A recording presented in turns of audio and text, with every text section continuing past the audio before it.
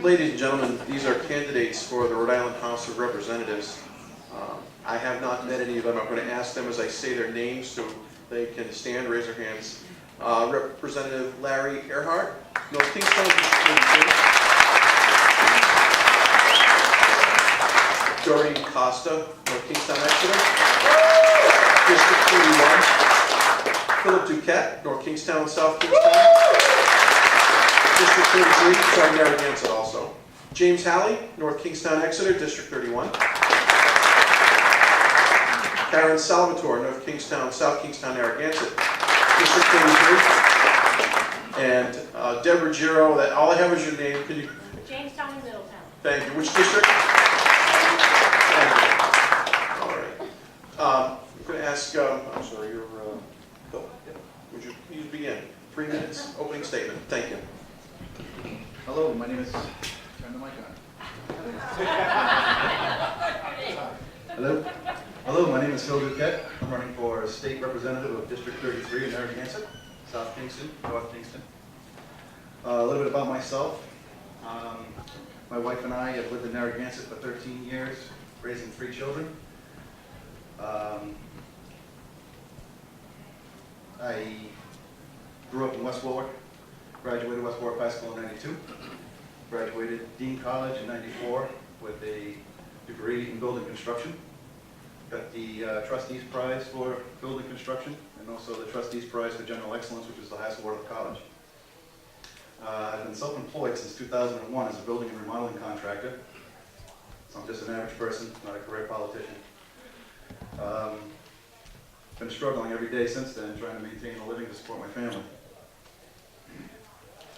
What's going on up in the General Assembly is just, it's not acceptable. You know, the same old stuff, $100 million promise from the federal government to balance the budget. And under the promise that the $100 million is a gift. Now, we all know that that gift isn't true. That comes out of your back left pocket.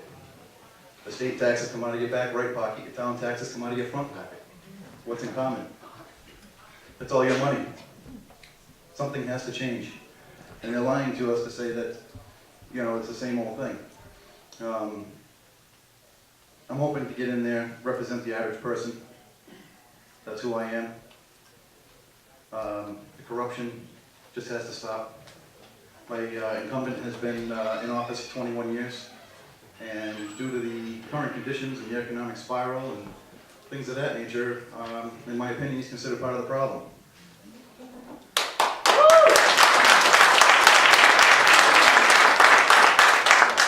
My tools of the trade are, you know, a hammer and a saw. But with your support and your vote, I will be going up there to Smith Hill with a surgeon's knife. We're going to be cutting this thing apart.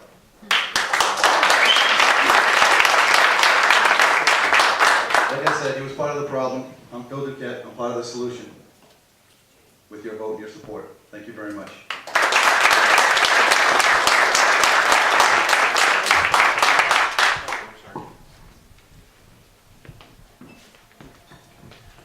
Good evening. I'm Larry Ehrhardt. I'm the state representative from District 32 right here in North Kingstown.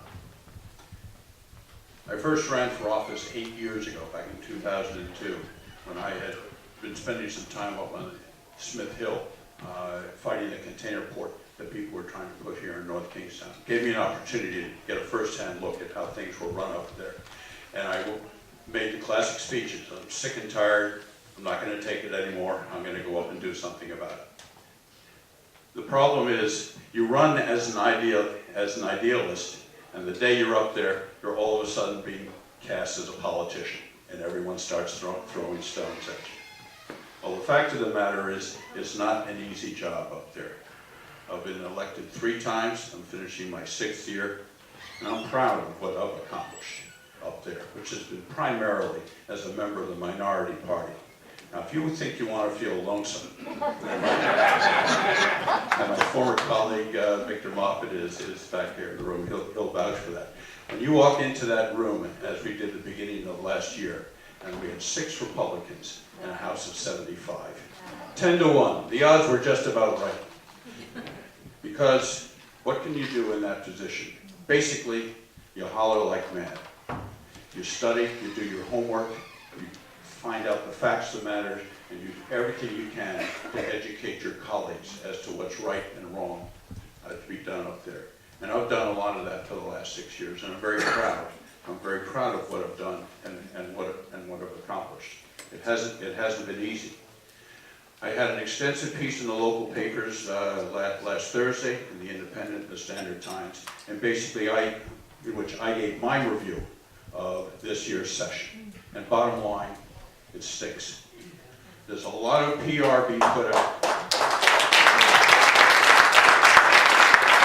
There's a lot of PR being put out as to what a wonderful session it was, but bull.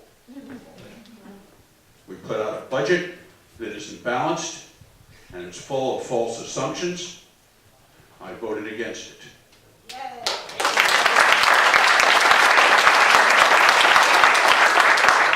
In the most disgraceful display of economic engineering that I've seen, and my background is as a corporate financial executive, in the most disgraceful display of financial engineering and manipulation that I've ever seen, we passed legislation to override a carefully considered Public Utilities Commission and put out an extremely expensive, overpriced offshore wind farm off of Blackout.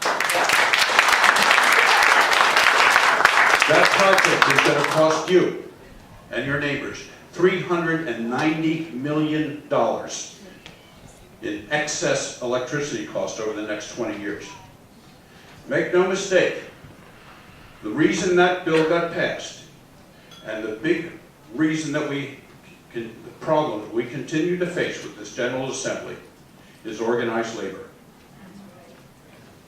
The big thing that we needed this year with this budget, as you know, aid to your cities and towns was cut drastically, but we didn't give them any management tools to cut back on spending. Every one of those management tools that was pleaded for by our town council members was resisted by organized labor and stopped.